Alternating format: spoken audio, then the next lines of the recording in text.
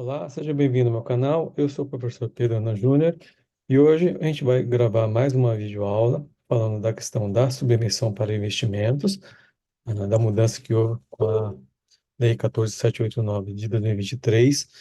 Por que que a gente está gravando mais esse vídeo? Porque como nós falamos no vídeo anterior, existe a possibilidade de discussão judicial referente a esse novo regime de tributação, né? Principalmente em relação ao crédito presumido do ICMS, do incentivo fiscal, e também porque vários contribuintes ingressaram no juízo para discutir essa matéria e já temos notícias de algumas liminares.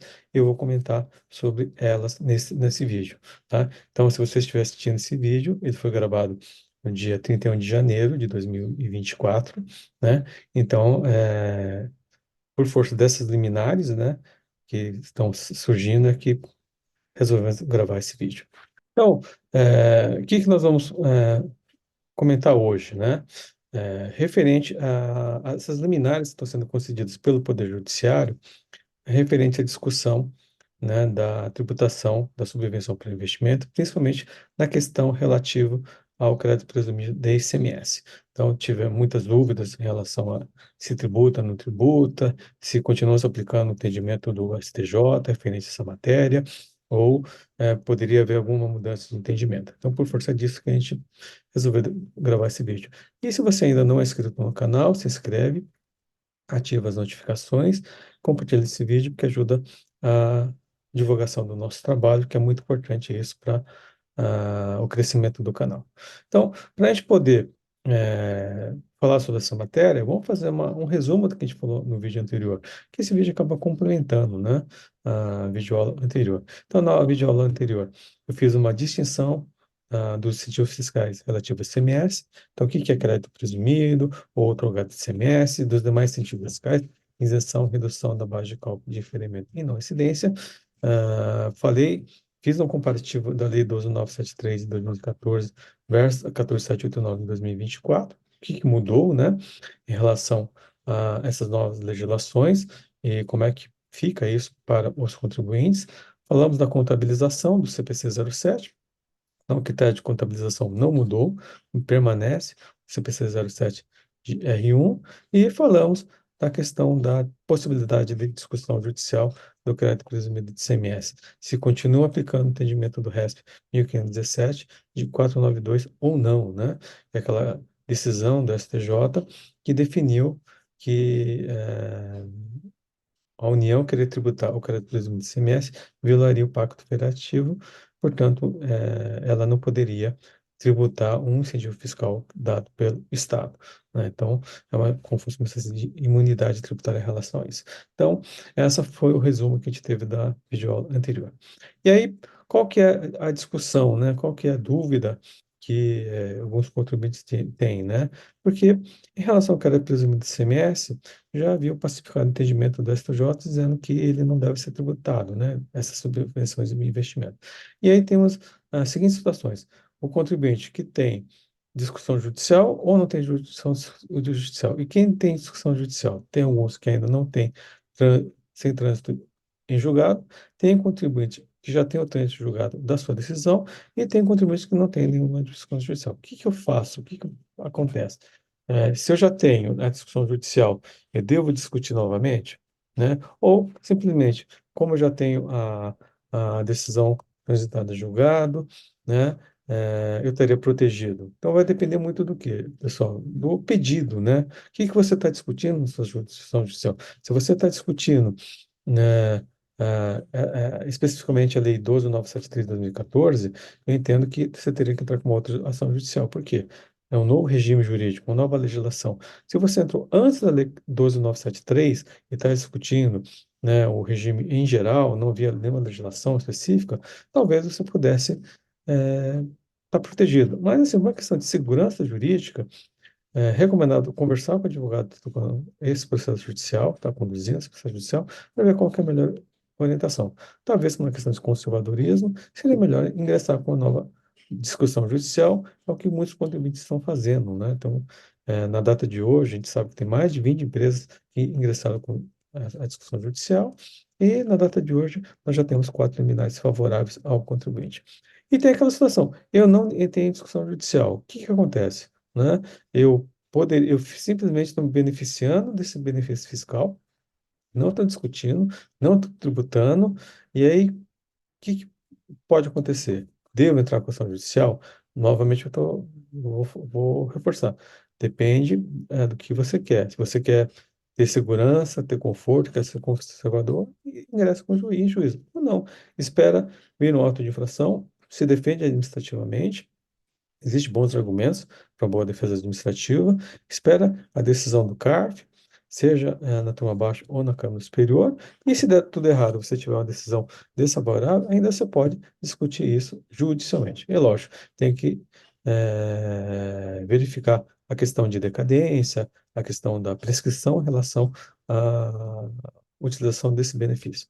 Né? Então, acho que isso é uma questão de planejamento estratégico da empresa e optar o que fazer. E aí, para a gente poder, antes de comentar as liminares, vamos revisar, né? Vamos olhar novamente as decisões do STJ, porque é com base nessas decisões do STJ que os juízes estão fundamentando as suas liminares. Então, a primeira decisão do STJ que está sendo utilizado muito para os juízes para poder fundamentar a concessão das liminares é o RESP 1517, 492 do STJ, o famoso RES 1517-492, que firmou o entendimento do STJ dizendo que o crédito presumido do ICMS não acompanha a base de cálculo do imposto de renda e da contribuição social sobre lucro. Por quê? Porque violaria o Pacto Federativo. Então, a decisão do STJ baseia-se, sobretudo, na impossibilidade da União retirar por via ubíqua incentivo fiscal que o Estado membro, no exercício da competência, outorgou, então haveria uma invasão de competência. O Estado membro concedeu incentivo fiscal relativo a tributo e sua competência está exercendo para o que detém plena autonomia, então é uma garantia constitucional.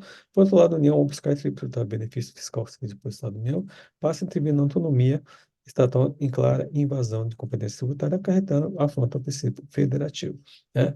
Então, esse é o fundamento que está sendo utilizado e que o STJ entendeu que o crédito do ICMS não da subvenção de investimento não deve ser tributado para o imposto de renda e para a contribuição social sobre o lucro, né? Então, esse entendimento. Destacando que essa decisão não se discutiu a questão da Lei 12.903 de 2014, foi antes da publicação dessa lei, antes da vigência dessa lei, e quando essa decisão veio, houve uma dúvida, né? Com a Lei 12.903, haveria alguma mudança? E aí veio o RESP 1945 da CTJ, que deixou claro que, mesmo com a Lei 12.906 de 2014, o incentivo fiscal relativo a crédito presumido de ICMS não se aplicaria, né, à limitação da Lei 12.903. Então, ele deu um tratamento tributário específico para esse benefício fiscal. Então, por força disso, não haveria tributação, né, por força, mesmo com a mudança da Lei 12.973 de 2014. Então, isso é importante por quê, gente? Porque isso fundamentaria também a extensão desse entendimento para a Lei 14.789 de 2024. Ou seja, o crédito presumido de ICMS é um incentivo fiscal, né, concedido pelo Estado, e a União não poderia tributar porque violaria o Pacto Federativo. Então, por força da decisão do STJ.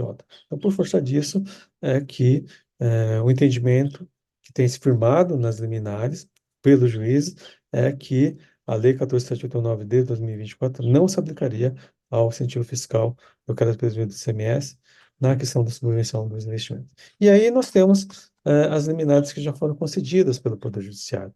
Então, temos essa primeira liminar, que foi concedida pelo Justiça Federal do Distrito Federal, no qual o juiz entendeu que os créditos do ICMS não representariam receita ou faturamento para o contribuinte, mas sim recuperação de custos, não integrando, portanto, a base de cálculo do PIS e da COFINS, ressaltando que a superveniência da Lei 14.789 de 2013 não pode alterar o entendimento de que a tributação representa violação do princípio federativo, princípio constitucional com força de cláusula pétrea. Então, ele entendeu que não deve se tributar porque isso é uma recuperação de custo, portanto, não é uma receita nova, portanto, não integraria a base de cálculo do PIS e da COFINS, né? E reforça aquela questão da respeito ao princípio do Pacto Federativo. Aí nós temos a liminar de São Paulo, que concedeu a liminar para o contribuinte, né? E essa liminar permite excluir os caracteres do ICMS da base de cálculo do imposto de renda e da contribuição social sobre o lucro. A juíza entendeu que a STJ possui jurisprudência firmada no sentido da impossibilidade da inclusão do caracterismo da base de cálculo do imposto de renda e da contribuição social sobre o lucro, citando o RESP 1517.492, né, do STJ. Então, esse é um precedente muito importante que norteou a decisão para concessão dessa liminar. A decisão não cita de forma expressa a Lei 14.789 de 2023, porém, a empresa interpôs, né, esse mandato de segurança já na vigência da Lei 1.185 de 2022. Então, que foi convertido na Lei 14.789 de 2023. Então, isso é importante, né? Porque quem vai analisar a liminar, né? Que é possível, se você fizer uma pesquisa, você vai ter, não, mas o juiz não fala nada. Não, mas o contribuinte interpôs a mandado de segurança já na vigência da MP 1.185. E aí nós temos essa outra liminar também de São Paulo, que foi concedido também por uma juíza, que firmou o seu entendimento também no RESP 1517.492. Então, a jurisprudência encontra-se consolidada no sentido de que o caracterismo do ICMS configura o ciclo fiscal voltado à redução de custo, objetivo proporcionar maior competitividade no mercado para as empresas determinadas no Estado-membro, não assumindo assim natureza jurídica de receita, futuramente, para efeito da composição da base de cálculo do imposto de renda e da contribuição social sobre o lucro. Então, mais uma vez, é importante analisarmos o RESP 1517.492, porque ele está sendo utilizado como fundamento para a concessão dessas liminares, né? Por quê? A discussão foi antes da Lei 12.973 de 2014, né? E antes da Lei 14.789 de 2024, e é uma questão de espécie de imunidade tributária. Depois nós tivemos essa liminar, né? Que foi concedida pelo Justiça Federal do Sul, né? Que também foi nessa mesma linha, utilizando como fundamento o RESP 1517 de 492. Então, na data que a gente está gravando esse vídeo, que é 31 de janeiro de 2023, são as quatro liminares que a gente tem conhecimento em relação a essa matéria, mas são vários contribuintes que estão discutindo esse, essa do novo regime tributário relativo à subvenção para investimento. Então, como é que a gente pode concluir essa videoaula? Então, primeiro, vários contribuintes estão ingressando no juízo para discutir o tema referente ao novo regime de tributação da subvenção para investimento, da Lei 14.789 de 2024. O crédito presumido do ICMS não deve ser tributado por força do entendimento do STJ, do resto 1517.492, violação do princípio facultativo, a União não pode interferir na competência do Estado de conceder esse incentivo fiscal, né? E é como se fosse uma espécie de imunidade tributária. E vamos acompanhar a evolução dessa discussão até chegar ao STJ, e com a esperança que o STJ mantenha o seu entendimento, afastando a tributação do presumo do ICMS relativa à subvenção para investimentos, né? É lógico, como já falamos, a Receita Federal do Brasil, o entendimento é tributar esses valores, mas por força desses precedentes, desses luminares, isso está dando um cenário positivo. Mas vamos aguardar para vermos como é que isso vai se portar perante o Poder Judiciário. Eu escrevi na videoaula, falar na videoaula de hoje. Espero que vocês tenham gostado desse vídeo. Ele é uma complementação do vídeo anterior. Se gostou, compartilha, se inscreve no canal e ativa as notificações. E vejo vocês na próxima videoaula. Obrigado, até a próxima.